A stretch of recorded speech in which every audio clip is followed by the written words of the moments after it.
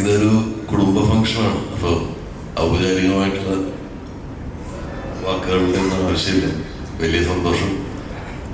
എല്ലാവരും പരിചയമുള്ള ആൾക്കാരാണ്, എല്ലാവരും ഒരുമിച്ച് വർക്ക് ചെയ്തിട്ടുള്ള ആൾക്കാരാണ്.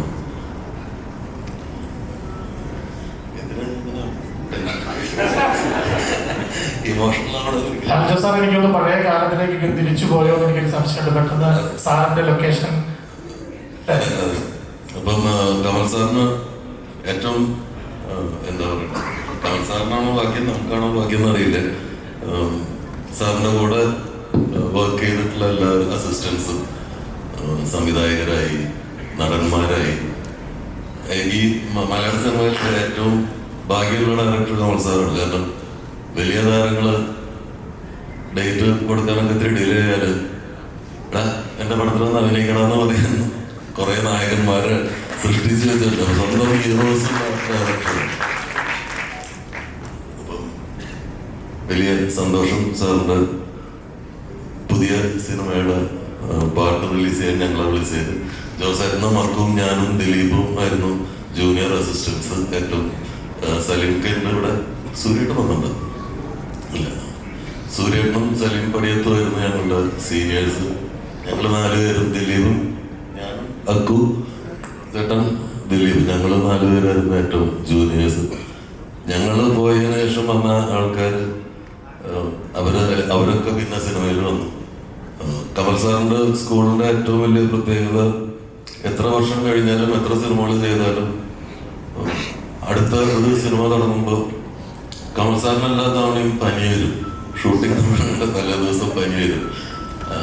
അത് ഞങ്ങൾക്കൊക്കെ പകർന്നിട്ടുണ്ട്. എനിക്ക് എല്ലാ സിനിമ തുടങ്ങുന്നതിന് മുമ്പ് പനി വരും, കൈയും കാലും മറക്കും. എത്ര സ്റ്റേജിൽ കയറിയാലും വീണ്ടും ഒരു സ്റ്റേജിൽ കയറുമ്പോൾ ആദ്യത്തെ സ്റ്റേജിൽ കയറുന്ന പോലെയുള്ള ഒരു ഫീലിംഗ് ആണ്. ഇപ്പൊ എന്റെ സിനിമകളിൽ അഭിനയിച്ചിട്ടുള്ള ചില ആർട്ടിസ്റ്റുകൾ അതിനുശേഷം കമൽ സാറിന്റെ പടത്തിൽ അഭിനയിക്കാൻ പോയിട്ട് തിരിച്ചു വരുമ്പോൾ അപ്പൊ നിങ്ങൾ ഡ്യൂപ്പാണല്ലേ എന്ന് ചോദിക്കും. എനിക്ക് കമൽ സാറിന്റെ ഒരുപാട് മാനറിസംസ് ഉണ്ടെന്നാണ് അവര് പറയുന്നത്. ഞാൻ തിരിച്ചറിഞ്ഞിട്ടില്ല. കാരണം 9 വർഷങ്ങൾ കമൽ സാറിന്റെ കൂടെയായിരുന്നു. 9 വർഷങ്ങൾ. അപ്പോ അപ്പന്റെ ചായ മക്കൾക്ക് ഉണ്ടാവും എന്ന് പറയുന്നത് പോലെ എന്റെ സിനിമയിലെ അപ്പനാണ്.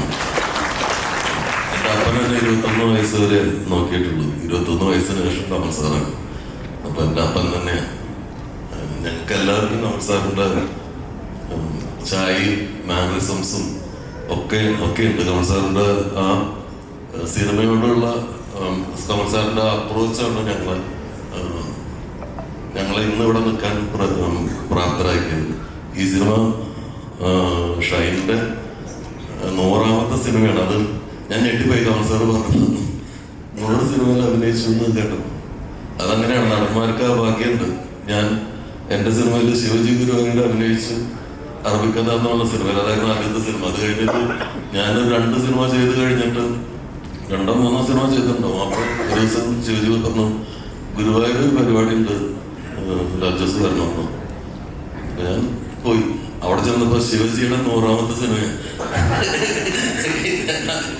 അപ്പം ഷൈന് ആ ഭാഗ്യം ഉണ്ടായി. കമൽ സാറിന്റെ പടത്തിൽ അഭിനയിക്കാൻ, നായകനായിട്ട് അഭിനയിക്കാൻ എന്നുള്ളൊരു ഭാഗ്യമുണ്ടായത്. അധികം പേർക്ക് കിട്ടാത്ത ഒരു കോമ്പിനേഷനാണ്. അസിസ്റ്റന്റ് ആയിട്ട് വർക്ക് ചെയ്യുക, പിന്നീട് അത് ദിലീപിന് ആ ഭാഗ്യം ഉണ്ടായിട്ടുണ്ട്.